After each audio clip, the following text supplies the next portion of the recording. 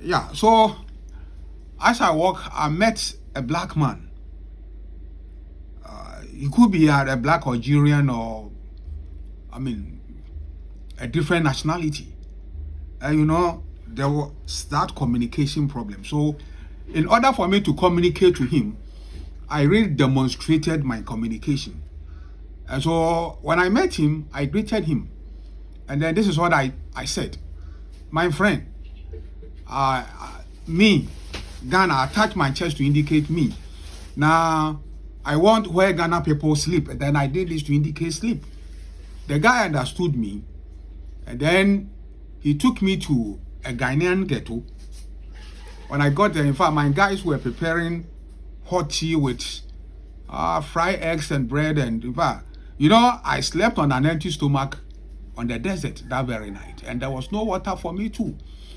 Well, I was really very hungry. But then, I never had a sympathy of being invited to enjoy the fried eggs and bread with them.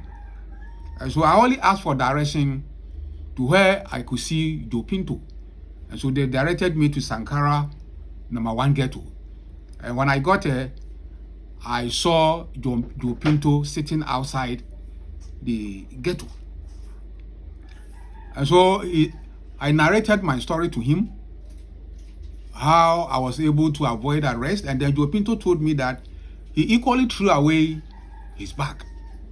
Because, the chase by the immigration officers were just too much. So Joe Pinto threw away his bag and lost most of his valuable documents. So after this long narration, now Joe Pinto realized that I was really hungry because I slept on an empty stomach on the Sahara Desert and there was no water.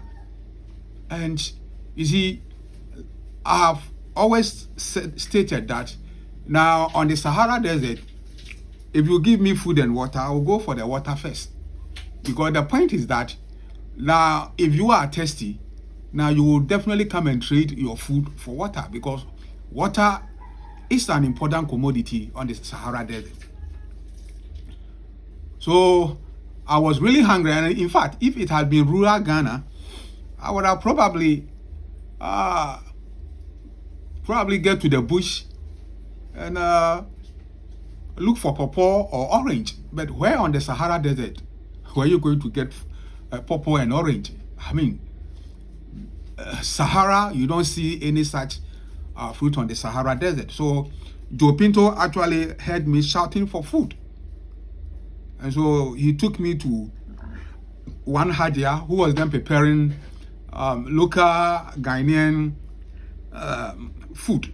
And so we went there for me to take my breakfast and had water. If it were rural Ghana, probably I would have even taken a gun and go to the bush and search for any animal and shoot. But if you have to be seen on the Arab land holding gun, probably they will rush you to a mental hospital for examination because maybe they will consider you as a madman because such things are not seen on the Sahara Desert, on the Arab land. We came back to the ghetto after I've taken my breakfast, and then we waited for some days, about 3 days, and we had a connection car to continue our journey to the next destination. So let's look at what happened on the next destination.